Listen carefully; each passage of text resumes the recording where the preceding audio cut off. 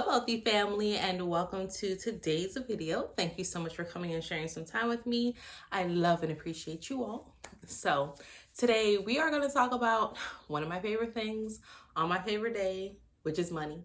It's been a while since I've spoke about money in any of my videos, but right now with the way things are going in the world and the way the economy seems to be trending, I felt it's important to touch on this subject. Now, money is what you make it. Money has changed and evolved throughout the years. Once upon a time, having 5 cows made you the equivalent of today's billionaire. Okay? So, stop thinking of money as this finite thing. It is not something that is structured and can only show itself in one particular way. When we went to Colombia, we thought, okay, we're going to use our American dollars, and here it is. But in some of those places, they were like, we don't want American dollars. We want our currency. We want, I forget what it's called. I think it's pesos. When we were in Europe and we went to London, you know, they didn't mind exchanging our or taking our American dollars, but then they would switch to euros. But then when we went to France, they wanted their francs. When we went to Mexico, they want their pesos. Okay, everything has money has a certain frequency, a currency, and depending on where you are, it shows itself differently. You could go to certain remote islands.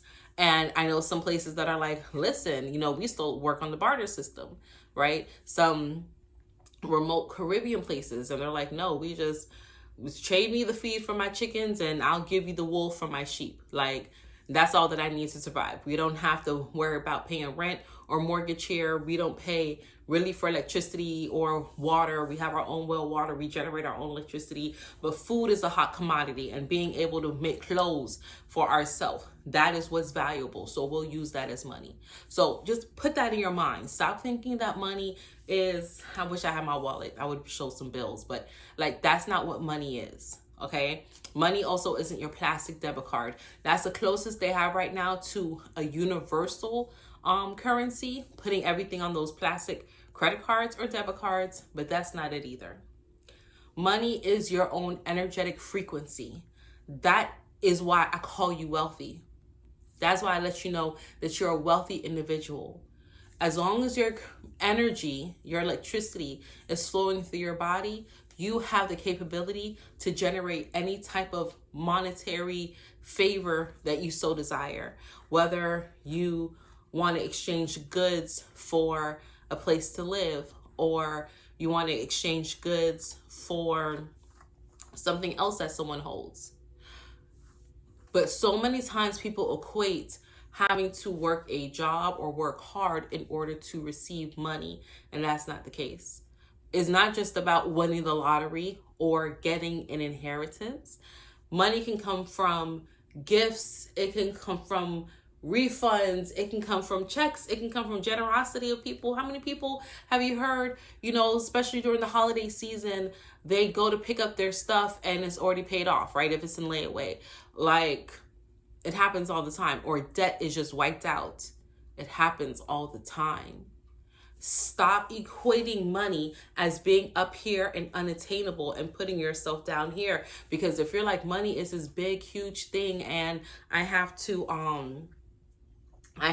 like work hard to get it, then you will always feel like it's out of reach, that it's unattainable.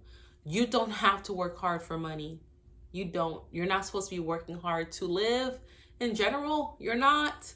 But because of the indoctrination and things, how they have evolved in our life, those that control, that have assumed control, and that we continuously be in agreement to relinquish our control to, because of those individuals, it may make money seem bad or evil or hard to reach. But if you think that way about it, that's exactly what it will be. Money should not be up here. Money is right here with you. Some of the most richest, wealthiest people in the world still got to sit down and squat. Okay? They still got to squat. Most of them are still humans. Not all of them, but most of them are. They still have their human functions. They are not really that separate from you. It's just about their thought process, how they think about money, how they feel about themselves. Do they feel they're worthy to have and to receive money? Do they feel that they should work hard for money, or do they feel money should just come to them? Do they feel they have a valuable service, something that they can offer to the world to in turn generate income for themselves? That's really all that money is, or creating or making money is. That's all it is. Do you find yourself valuable? Do you see yourself able to provide a solution to certain problems that humanity has? That's the best way to generate income. You always want to have some type of energetic exchange, some type of money flow. Find a problem that humanity has and solve it. Offer a solution. Offer a solution. And most of the times, the problems that you see and that you can identify go hand in hand with your gifts. I saw when I was working in the financial industry that a lot of these people, right? I live in Central Florida, and I was working closely back in my hometown in South Florida. I was working with people that had 7 figures, 8 figures in the bank, retirement funds, all types of trust fund babies. Like, I was working with them all. And I saw that one, a lot of them didn't have money sense. They didn't really have a good way to turn or flip their profit. But I also saw that they were sad or unhappy, or their mind state wasn't right. They still felt kind of lost. They're like, I've attained all this and I still feel kind of empty. Why? Why is that? They were looking for a way. They were soul searching. So that's what led me to being Ascending Infinite Goddess, walking away from my offices that I had open to say, you know what, I'm going to provide a service to humanity in the space of mental healing or guidance with spirit, helping them see, okay, you have all these things, you have all this money available to you.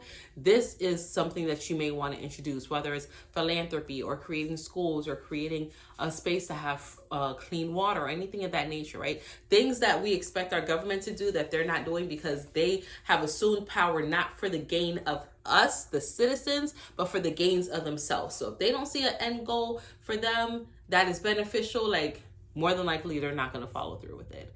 So it's on us to help each other, to pour into the community of togetherness here within ourselves. See, because when you get money, it just highlights who you are. Just like that billionaire who paid off a lot of debt for these students. He's a good person. He's a righteous person. He's like, no one should start off with the stress of having debt, so I'm going to go ahead and clear this off. There's so many other millionaires that could have done that, but they're not really righteous people. So make sure that you are supporting things and doing things within yourself that is not just helping you, but it's also helping humanity. Because when you do help you and you feel good about you, you by default are helping raise the vibration for others. But by helping you and making sure that you're clear and you're not stressed, it opens up the pathways for you to see and recognize other things. Okay?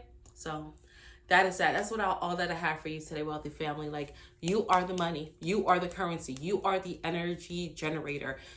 No one else. It's you. You are the special sauce. You are the secret. Okay? I love you. I'm grateful for you. And until we connect again, stay alert, stay aware, and live in love.